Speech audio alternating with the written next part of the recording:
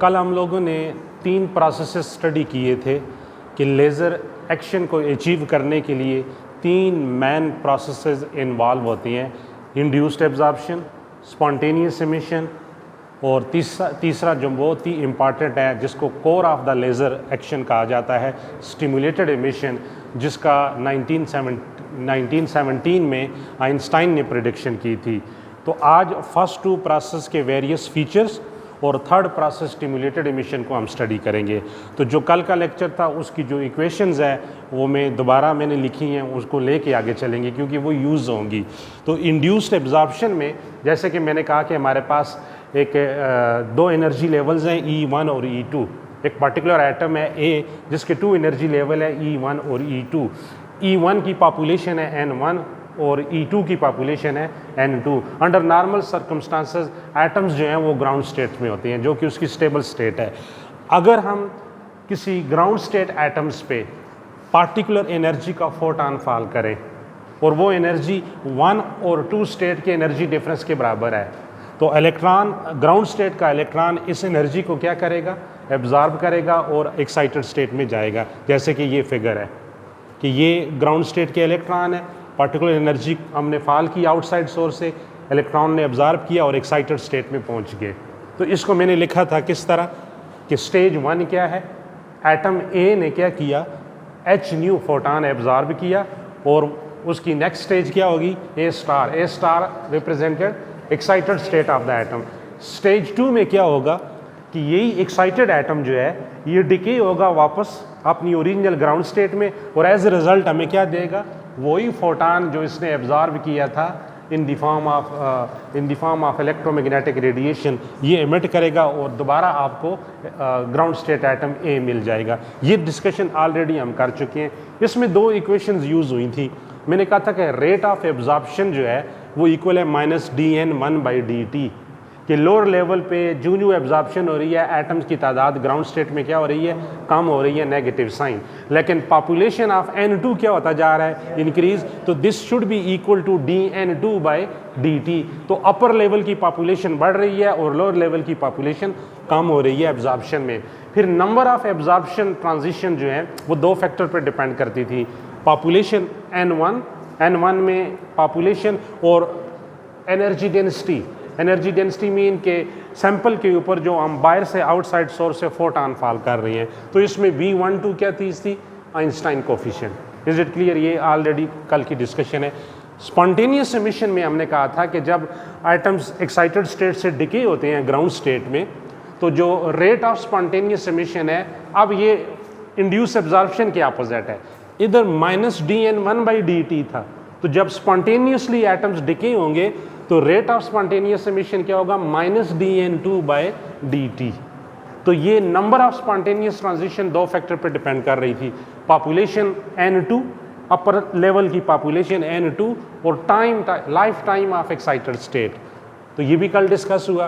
तो इसमें जो नंबर ऑफ स्पॉन्टेनियस ट्रांजिशन है वो डायरेक्टली प्रोपोर्शनल थी पॉपुलेशन N2, तो हमने कांस्टेंट आइंस्टाइन कोफिशिएंट यूज़ किया A21 is the Einstein coefficient.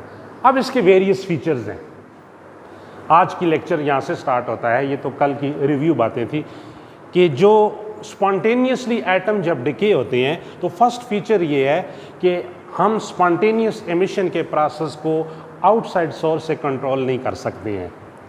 अगर आपके पास वेरियस एटम्स, किसी भी एलिमेंट के वेरियस एटम, किसी सैंपल के वेरियस एटम्स ग्राउंड स्टेट से हायर एक्साइटेड स्टेट में आ गए, आइदर फोटॉन एब्जॉर्ब करके, इलेक्ट्रिक फील्ड के थ्रू, थर्मियोनिक एमिशन के थ्रू, या हाई एनर्जी इलेक्ट्रॉन फॉल करके, या कोई अदर सूटेबल मैकेनिज्म है कि जिसके तहत ग्राउंड स्टेट के इलेक्ट्रॉन हायर एक्साइटेड स्टेट में आ गए, तो अब इन इलेक्ट्रॉन ने क्या होना है, वापस अपनी ओरिजिनल ग्राउंड स्टेट में डिके होके जाना है। तो हम इसको कंट्रोल नहीं कर सकते। ये एक रैंडम प्रोसेस है और ये डिटर्मिनिस्टिक अप्रोच नहीं है, प्रोबेबिलिस्टिक अप्रोच है, याद रख लो। स्पॉन्टेनियस एमिशन एक रैंडम प्रोसेस है, प्रोबेबिलिस्टिक अप्रोच है, which could not be control by some outside source. जबकि स्टिमुलेटेड एमिशन में ये काम उलट होगा। अच्छा, उसको हम कंट्रोल करेंगे, ये इसीलिए मैं डिस्कस करने जा रहा हूँ, वो नेक्स्ट थोड़ी देर के बाद आएगा। तो प्रोबेबिलिस्टिक इन नेचर है। अब जिस वक्त वो मूवमेंट जब एटम इलेक्ट्रॉन डी एक्साइट होकर ओरिजिनल ग्राउंड स्टेट में जाता है तो कहते हैं इंस्टेंट ऑफ ट्रांजिशन, इसको एक इलेक्ट्रॉनिक ट्रांजिशन कहते हैं।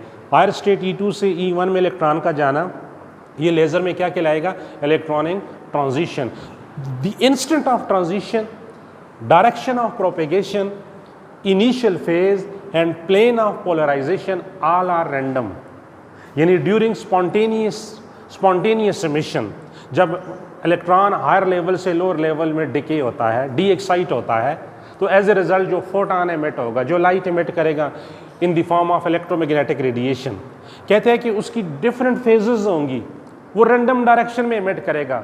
कोई एटम वर्टिकल डायरेक्शन में क्या कर रहा है? डी एक्साइट हो रहा है, वर्टिकल ऑसिलेशन, क्योंकि एटम हायर लेवल से लोअर लेवल में आ रहा है, वर्टिकल ऑसिलेशन। कोई हॉरिजॉन्टल ऑसिलेशन होगी एक्स एक्सिस के लांग, कोई वाई के लांग, कोई जेड के लांग। तो इस तरह जो फोटॉन जनरेट हो रही हैं उनकी फेजेस आपस में सेम नहीं होंगी, रैंडम फेजेस होंगी, नॉन कोहेरेंट होंगे। और जो प्रोपेगेशन यानी लाइट का प्रोपेगेट करना एक जगह से दूसरी जगह, तो वो भी एक पार्टिकुलर डायरेक्शन में नहीं होगा। जैसे कि आप जानते हैं कि लेज़र में जो लाइट प्रोपेगेट होती है वो यूनी डायरेक्शनल होती है, सेम फेज वाली होती है, कोहेरेंट होती है। लेकिन स्पॉन्टेनियस एमिशन प्रोसेस में ये तीनों प्रॉपर्टीज़ अचीव नहीं होगी। जिस तरह ऑर्डिनरी लाइट सोर्सेज से लाइट एमिट होती है, फॉर एग्जांपल बल्ब से, टंगस्टन बल्ब से लाइट एमिट हो रही है, ट्यूब लाइट से एमिट हो रही है, लैंप से एमिट हो रही है, तो ये जो फोटॉन जनरेट होते हैं ये सारे के सारे क्या होते हैं? डिफरेंट फेजेस, डिफरेंट प्रोपेगेशन, और प्लेन ऑफ पोलराइजेशन भी इनकी क्या होती है? डिफरेंट होती है। यानी अगर हम इनको पोलराइज करना चाहें तो ये डिफरेंट प्लेन ऑफ पोलराइजेशन में हमें मिलेंगे। तो ये बहुत ही इंपॉर्टेंट फीचर्स हैं स्पॉन्टेनियस एमिशन के। इसी तरह कहता है कि light spreads in all direction, it is incoherent, non coherent in nature. अब क्वेश्चन ये है कि जब लाइट वेरियस डायरेक्शन में स्प्रेड होती है तो light in the form of wave front spread होती है, ये तो हम लोग बेसिक फिजिक्स वेव मैकेनिक्स से जानते हैं। तो जब डिफरेंट वेव फ्रंट्स एक सोर्स से एमिट हो रहे हैं तो क्या वो आपस में सुपरपोजिशन नहीं कर सकते? सुपरपोजिशन का प्रोसेस जानते हैं ना?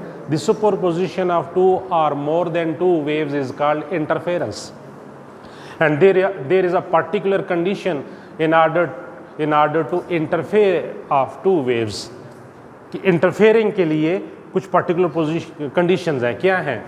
Light should be monochromatic, light should be in same phase, coherent in nature होना चाहिए, same frequency, same period, same wavelength की होनी चाहिए, आइसोट्रोपिक मीडियम में ट्रैवल करनी चाहिए, सेम डायरेक्शन में जानी चाहिए, स्पीड क्या होनी चाहिए? सेम होनी चाहिए।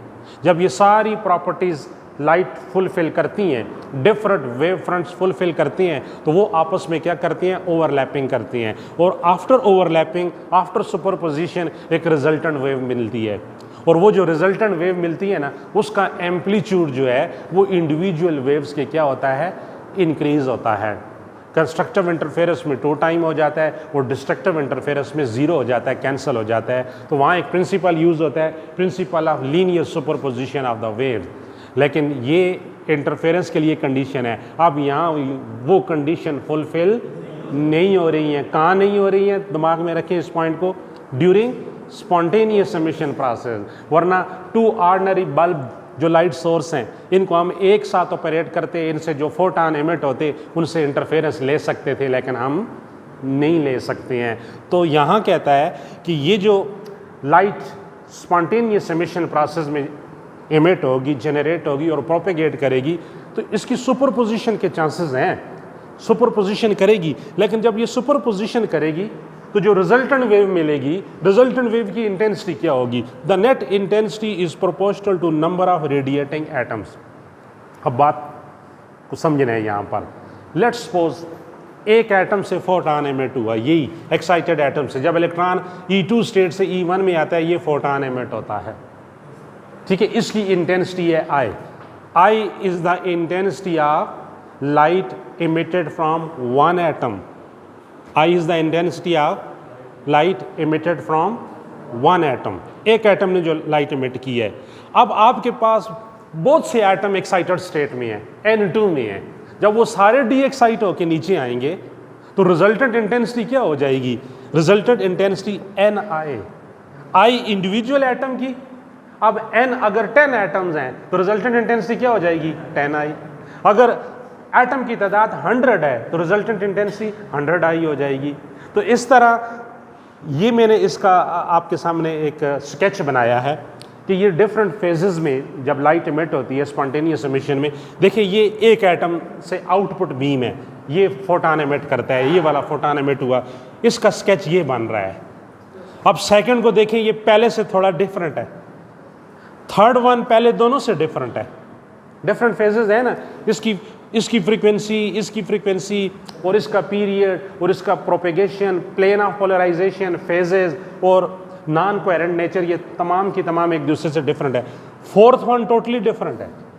अब ये सारी वेव्स, ये वेव ट्रेन्स हैं, अच्छा वेव फ्रंट है, ये सारी वेव जब आपस में ओवरलैप करेगी तो आपको एक पार्टिकुलर पैटर्न जो है सीक्वेंस में नहीं मिलेगा, जैसा कि इंटरफेरेंस में मिलता है। इंटरफेरेंस में तो एक रेगुलर पैटर्न मिलता है ना आपको, इंटरफेरेंस इमेजेस होती हैं, उनकी थिकनेस आइडियल इंटरफेरेंस में या तो यूनिफॉर्म होती हैं, यूनिफॉर्म ब्राइट इमेजेस और डार्क इमेजेस मिलती हैं in case of ideal interference. यहाँ पर देखें आफ्टर सुपरपोजिशन जो रिजल्टेंट वेव मिलेगी, it is the sum of the superposition of so many individual waves. जितनी वेव्स इमिट हुई रैंडम फेजेस में, मैंने कहा ना तमाम एटम जब डिके होंगे तो डिफरेंट फेज वाली लाइट इमिट करेंगे। अब वो लाइट जब आपस में ओवरलैप करती है तो रिजल्टेंट वेव की इंटेंसिटी को देखें, किसी जगह आपको हम्प ज़्यादा मिल रहा है, इंटेंसिटी पीक मैक्सिमम है, किसी जगह इंटेंसिटी पीक क्या है मिनिमम है, फिर मैक्सिमम हुई, फिर minimum, maximum, minimum, maximum, minimum. तो एक पीरियाडिक पैटर्न आपको नहीं मिला है, जबकि स्टिमुलेटेड एमिशन में ऐसा नहीं होगा। स्टिमुलेटिंग एमिशन में जब फोटॉन इमिट होगा तो वो फेज में भी होगा, कोहेरेंट भी होगा, प्रोपेगेशन डिफरेंट जो प्रोपेगेट कर रहा है उसकी डायरेक्शन ऑफ प्रोपेगेशन सेम होगी, यानी यूनिडायरेक्शनल होगा, मोनोक्रोमैटिक होगा, नियरली मोनोक्रोमैटिक। ये भी आगे वाले लेक्चर्स में हम बताएंगे कि लाइट 100% मोनोक्रोमैटिक नहीं हो सकती है। लाइन ब्रॉडनिंग ऑफ फ्रीक्वेंसी एक कॉन्सेप्ट आएगा, वो मैं नेक्स्ट लेक्चर में एक्सप्लेन करूँगा। तो हम यूज़ करें नियरली मोनोक्रोमैटिक, तो आपको जो रिजल्टेंट इंटेंसिटी होगी, आप इस फिगर को देखें कि यहाँ पर देखें ऑलमोस्ट देखें ये क्रस्ट सारे के सारे क्या हैं सेम है, ट्रफ भी सेम है, तो और ये देखें फोटॉन, इनके फेजेस आपस में क्या हैं सेम आ रही है ना, तो ये रिजल्टेंट इंटेंसिटी मिलेगी। लेकिन यहाँ हमें ऐसी रिजल्टेंट इंटेंसिटी नहीं मिल रही है। तो ये कंसेप्ट आपके जहन में आ गया, ये concept I T is equal to N I. I is the intensity of individual atom, where capital N is the number of atom that radiating light. तो जितने एटम्स डी एक्साइट होंगे उतनी रिजल्टेंट इंटेंसिटी क्या होती जाएगी, increase होती जाएगी। तो ये एमसीक्यूज यहाँ पर आ सकता है कि अगर आपके पास 50 एटम एक्साइटेड स्टेट में है और वो 50 के 50 डी एक्साइट होते हैं, what will be the resultant intensity, तो आपने क्या कहना है 50 time intensity of the individual atom. तो ये फार्मूला यूज होगा। अब नॉर्मल सर्कमस्टांसेस में अंडर इक्विलिब्रियम कंडीशन, ये फर्स्ट लेक्चर में भी मैंने बताया था, इक्विलिब्रियम कंडीशन यहाँ पर क्या होंगी, जिस तरह थर्मल सिस्टम में, थर्मोडायनामिक सिस्टम में हम लोग कहते हैं कि इक्विलिब्रियम कंडीशन क्या है कि सिस्टम और सराउंडिंग का टेम्परेचर आपस में सेम हो जाए, तो हम कहते हैं कि ये थर्मल इक्विलिब्रियम कंडीशन अचीव हो गई है। लेज़र के अंदर थर्मल इक्विलिब्रियम क्या होगा कि number of absorption transition from level E1 to E2 should be equal to number of emitted transition from level E2 to E1। यानी जितने फोटॉन इलेक्ट्रॉन्स ने एब्जॉर्ब किए लेवल 1 से 2 तक, नीचे से ऊपर तक, उतने ही फोटॉन इलेक्ट्रॉन जब डी एक्साइट होके जाएंगे वापस ग्राउंड स्टेट में, तो ये दोनों आपस में क्या होनी चाहिए, इक्वल होनी चाहिए। Number of induced absorption should be equal to number of stimulated transitions. Is it clear? This is equilibrium condition. तो अगर ये प्रोसेस है तो अंडर इक्विलिब्रियम जरा गौर से देखें, dN1/dt this should be equal to dN2/dt। बड़ा इंपॉर्टेंट फार्मूला बनने जा रहा है। अब dN1/dt हम जानते हैं, dN1/dt ये किसकी इक्वल है, ये इधर मैंने कल आपको बताया था कि dN1/dt बेसिकली क्या है, रेट ऑफ एब्जॉर्प्शन है, और रेट ऑफ एब्जॉर्प्शन जो है ये किसके इक्वल होता है? Rate of absorption. ये दो फैक्टर पे डिपेंड करता है, population n1 and energy density, बाहर से फोटान कितने फाल किए हैं, और बीच में क्या यूज होता है? Einstein coefficient B12 rho v n1, क्योंकि ये रेट ऑफ एब्जॉर्प्शन है और ये इक्वल है dn1/dt के, तो मैं इसे लिख सकता हूँ ना dn1/dt is equal to B12 rho v n1। ये मैंने डायरेक्ट इसकी जगह ये लिखा है। इसी तरह dn2/dt, ये आप देखें कि रेट ऑफ स्पॉन्टेनियस एमिशन, तो ये dn2/dt, तो ये इक्वल होगा किसके? A21 N2। ये नीचे मैंने बताया हुआ है आपको कि ये नंबर पॉपुलेशन ऑफ N2 पे डिपेंड करती है, तो आप इसकी जगह ये लिख सकते हैं, तो dn2/dt की जगह A21 N2 आ जाएगा। तो ये इक्विलिब्रियम कंडीशन आ गई। अब इसमें आप रो वी को निकाल लें। जब रो वी को निकालेंगे एनर्जी डेंसिटी को, तो B12 और N1 दूसरी तरफ डिवाइड हो जाएगा। तो ज़रा यहाँ पर देखें, A21 B12 N2 over N1, equation 5 बहुत इंपॉर्टेंट आ गई है। अब हम जानते हैं what is N2 over N1, relative population of two states. By using Maxwell-Boltzmann distribution law, we can easily determine the relative population of two states. तो Maxwell-Boltzmann statistics को utilise करें तो N2 ओवर N1, ये हमने second lecture में detail में पढ़ा है, exponential minus h new over KT। तो ये वैल्यू जो है इक्वेशन 5 में डालें तो एनर्जी डेंसिटी देखें किस पर डिपेंड कर रही है, A21 ओवर B12, यानी ratio of two Einstein coefficient into exponential minus h nu divided by KT। तो ये एनर्जी डेंसिटी का मॉडिफाइड फार्मूला आ जाता है इक्वेशन 6 में। तो ये कल जो लेक्चर था वो इंट्रोडक्शन था इंड्यूस्ड एब्जॉर्प्शन और स्पॉन्टेनियस एमिशन का। आज हमने उसको उसके वेरियस फीचर्स और उसकी इक्वेशंस को आपस में कंबाइन करके थर्मल इक्विलिब्रियम कंडीशन को अचीव करके एनर्जी डेंसिटी का रिलेशन निकाल लिया। अब मोस्ट इंपॉर्टेंट फैक्टर की तरफ हम आते हैं, स्टिमुलेटेड एमिशन। आइंस्टाइन ने तो जो देनी है, अच्छा माइंड को 100% कंसंट्रेट करना है, this is the backbone of laser action. अगर स्टिमुलेटेड एमिशन का प्रोसेस नहीं है तो लेजर लाइट अचीव किसी सूरत में नहीं हो सकती है।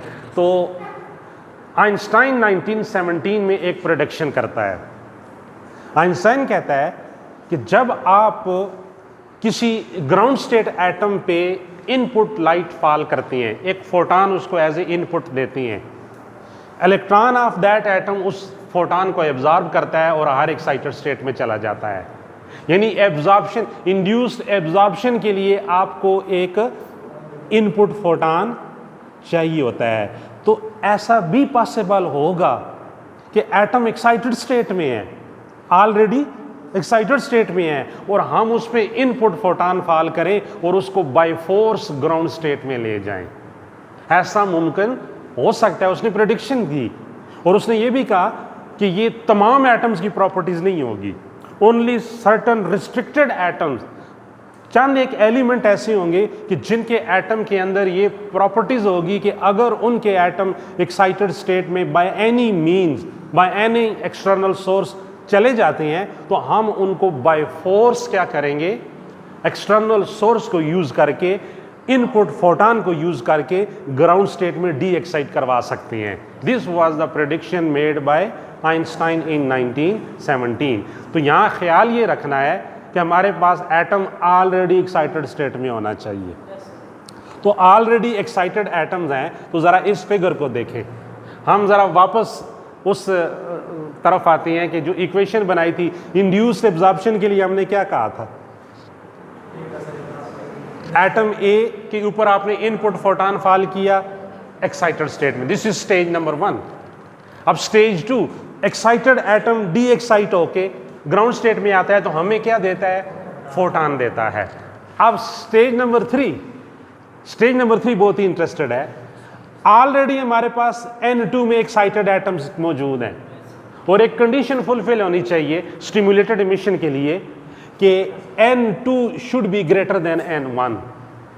Population of N2 should be greater than N1, यानी जब एक्साइटेड एटम्स की तादाद ग्राउंड स्टेट में मौजूद एटम की तादाद से ज़्यादा होगी, तो अब हम इन एक्साइटेड एटम को बाय फोर्स्ड जो है इनसे इलेक्ट्रॉनिक ट्रांजिशन लेंगे, उनको ग्राउंड स्टेट में लेके जाएंगे। तो हम इनके ऊपर क्या करेंगे, फोटॉन फॉल करेंगे। देखिए A stars represent excited atom, तो इसको हमने क्या प्रोवाइड किया, इनपुट फोटॉन।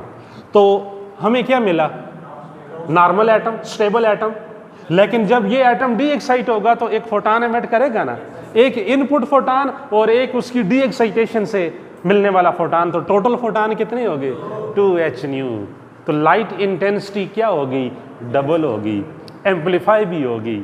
और अगर हम ये जो एटम्स हैं इनको एक ग्लास ट्यूब में डाल दें, एक कैविटी बना लें, और उसके अंदर आपका जो मीडियम है उसके अंदर ऐसे मिलियन ऑफ एटम्स मौजूद हैं, बेशुमार एटम्स मौजूद हैं, तो आपको एक एटम से 2 फोटॉन मिले उस मीडियम के अंदर, उस कैविटी के अंदर, सामने मिरर हो, परफेक्टली रिफ्लेक्टिंग मिरर, वो 2 फोटॉन रिफ्लेक्ट होके वापस आए, 2 इलेक्ट्रॉन को मजीद ट्रिगर करेंगे। इसे कहते हैं ट्रिगर करना, परटर्ब करना, डिस्टर्ब करना। यहाँ एब्जॉर्प्शन नहीं हो रही है, जस्ट फोटॉन E2 स्टेट में जो इलेक्ट्रॉन है उनको क्या करता है, परटर्ब करता है, डिस्टेबलाइज करता है। तो आपकी लाइट इंटेंसिटी 2 से क्या हो जाएगी, 4, इंक्रीज होती जा रही है ना। 2 का स्क्वायर 4 होता है, याद रख लो। तो इसी तरह अगर 4 है तो 4 क्या कर देंगे, 8 से क्या आ जाएगा, 16। तो इंक्रीज होती जा रही है ना, एम्प्लीफिकेशन भी बढ़ रही है और लाइट इंटेंसिटी भी क्या हो रही है, इंक्रीज हो रही है। और ये जो 2 फोटॉन थे इनकी एनर्जी, फ्रीक्वेंसी और पीरियड ऑलमोस्ट क्या है, सेम है, और ये सेम फेज वाले हैं, यूनी डायरेक्शनल भी हैं। अगर ये विजिबल रेंज में एमिट हुई है तो अगर रेड कलर का फोटॉन एमिट हुआ है तो तमाम के तमाम फोटॉन क्या होंगे, रेड कलर ही पोजेस करेंगे। तो मोनोक्रोमेटिक भी होंगे, यूनी डायरेक्शनल भी होंगे, सेम फेज वाले भी होंगे और कोहेरेंट भी होंगे। तो अब इससे जो सुपरपोजिशन होगी वो क्या होगी, वो जो स्पॉन्टेनियस एमिशन से सुपरपोजिशन हुई थी उससे टोटली डिफरेंट होगी। तो अब इस प्रोसेस को हम डिफाइन कैसे करेंगे, तो इस प्रोसेस में देखें, गौर से देखें, हमने क्या किया है, एक्साइटेड एटम से इलेक्ट्रॉन की डी एक्साइटेशन की है, लेकिन किस तरह की है, बाय यूजिंग लाइट सोर्स। तो the D excitation of an atom caused by some incident light, caused by some external source is called stimulated emission। सबसे आसान definition, D excitation of an atom caused by outside source या incident source. इसीलिए जब आपको external source चाहिए होता है तो stimulated emission can be control by outside source. हालांकि स्पॉन्टेनियस एमिशन के वक्त मैंने कहा था कि हम आउटसाइड सोर्स से कंट्रोल, आप इनपुट फोटॉन ही ना दो तो फिर आपने कंट्रोल कर लिया ना। तो ये कंट्रोलेबल प्रोसेस है, ये आपके हाथ में है कि आप इसको कितनी मतलब के अमाउंट तक इनहांस कर सकते हो या डिक्रीज कर सकते हो। अब इसकी जो रेट ऑफ स्टिमुलेटेड एमिशन होगा, अब आप खुद बताएं, फर्स्ट 2 आपने पढ़ ली है कि रेट ऑफ स्टिमुलेटेड एमिशन किस पर डिपेंड करेगा। अभी मैंने थोड़ी देर पहले कहा कि स्टिमुलेटेड एमिशन का प्रोसेस आप इंक्रीज कर सकती हो अगर N2 में, ये टेबल टॉप कल भी मैंने बताया था, N2 है और ग्राउंड N1 है। अगर N2 में एटम की तादाद क्या है, एक्साइटेड एटम की तादाद ज्यादा है, तो rate of stimulated emission is directly proportional to population N2। इस फैक्टर पर डिपेंड करती है। तो यहां दूसरा फैक्टर, एक तो एटम की तादाद, अब जो इनपुट फोटॉन आपने फॉल किया है, इनपुट फोटॉन जो फॉल किया है उसे क्या कहते हैं, एनर्जी डेंसिटी, रो वी। तो स्टिमुलेटेड एमिशन को अगर मैं इंड्यूस्ड एब्जॉर्प्शन से कंपेयर करूं तो इंड्यूस्ड एब्जॉर्प्शन मैंने कहा था कि rate of absorption depends upon 2 factor, population N1, ground floor के एटम्स में पॉपुलेशन कितनी है N1, और इनपुट फोटॉन एनर्जी डेंसिटी कितनी फॉल कर रही है। तो स्टिमुलेटेड एमिशन में अपोजिट हो गया, किस पर डिपेंड कर रही है, rate of stimulated emission, population N2 और इनपुट फोटॉन। देखें उधर N1 था, इधर क्या आ गया N2 और दूसरा फैक्टर रो वी। इन दोनों को मिलाएं तो rate of stimulated emission is directly proportional to N2 into rho v. तो यहाँ कांस्टेंट यूज होगा, ऊपर से नीचे आ रही है ना, 2 से 1 B21। देखिए एब्जॉर्प्शन में था B12, नीचे से ऊपर आए, और स्टिमुलेटेड एमिशन में क्या हो गया B21। और स्पॉन्टेनियस वाले में कैपिटल ए यूज़ किया है, ये तो रट्टा लगाना भी आसान हो गया। तो B21 is the constant of proportionality known as Einstein coefficient. तो ये जो इक्वेशन 7 है ये रेट ऑफ स्टिमुलेटेड एमिशन है, जो सिर्फ और सिर्फ 2 फैक्टर पे डिपेंड कर रही है, पॉपुलेशन N2 और इनपुट फोटान की एनर्जी डेंसिटी जो है। तो अभी मैंने आपको कहा था कि इसके वेरियस फीचर्स हैं। इसके फीचर्स क्या हैं स्टिमुलेटेड एमिशन के, कि स्टिमुलेटेड एमिशन में be control from some outside source, it is coherent, unidirectional, having same phase. ये कोहेरेंट इन नेचर होती है, यूनिडायरेक्शन भी होती है, सेम फेज वाली होती है, और एक ही प्लेन ऑफ पोलराइजेशन आपको मिलेगी, डिफरेंट प्लेन्स नहीं मिलेंगी। तो हम जब लाइट एमिट होती है, अगर एक एटम से लाइट एमिट होती है उसकी इंटेंसिटी आई है, एक एटम से जो लाइट एमिट हो रही है उसकी इंटेंसिटी आई है, तो रिजल्टेंट इंटेंसिटी क्या होगी, n स्क्वायर आए, क्योंकि ये इंक्रीज हो रही है ना, तो स्क्वायर ऑफ n आ जाएगा, यानी सेकेंड N2 की पॉपुलेशन के स्क्वायर टाइम इनटू आई आ जाएगा। जबकि स्पॉन्टेनियस एमिशन में क्या आया था, n आई आया था। तो n स्क्वायर यानी 2 है, तो 2 से 4, 4 से 16, 16 से अप टू सो ऑन जो है। अच्छा, एक और बड़ी इंपॉर्टेंट बात, अब जो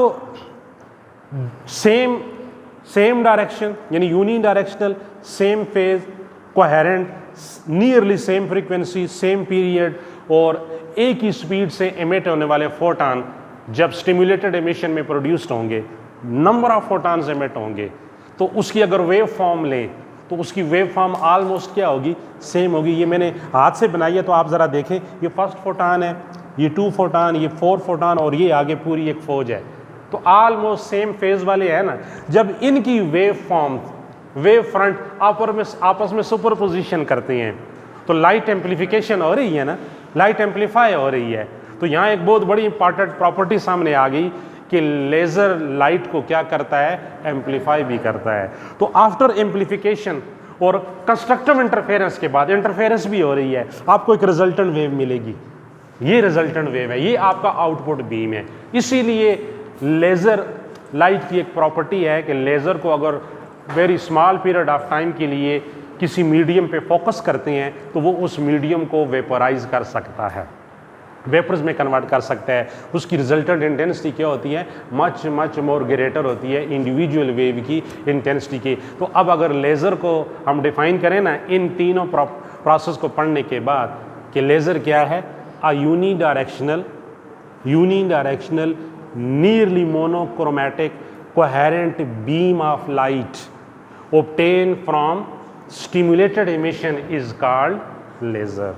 A unidirectional nearly monochromatic coherent beam of light produced by the process of stimulated emission is called laser. That is why the abbreviation of laser stand light amplification by stimulated emission of radiation. तो सबसे core issue या core thing laser में क्या है, stimulated emission है। और ये जो एक्साइटेड एटम से हमने ली है, ये मैं बार बार कह रहा हूँ कि ये तमाम एलिमेंट की प्रॉपर्टी नहीं है। कुछ ख़ास एलिमेंट ऐसे हैं कि जिनके अंदर एक ऐसी स्टेट एग्जिस्ट करती है कि जिसका life time normal excited state के लाइफ टाइम से क्या होता है, ग्रेटर होता है। तो इस स्टेट का नाम क्या कहलाएगा, ये जो मैंने कहा ना N2 is greater than N1, इसका नाम होगा मेटास्टेबल स्टेट। और इसमें जब बाई फोर्स ट्रांजिशन की है इसको पॉपुलेशन इन्वर्जन भी कहा जाता है। तो बाकी चीज़ें इंशाल्लाह आने वाले लेक्चर्स में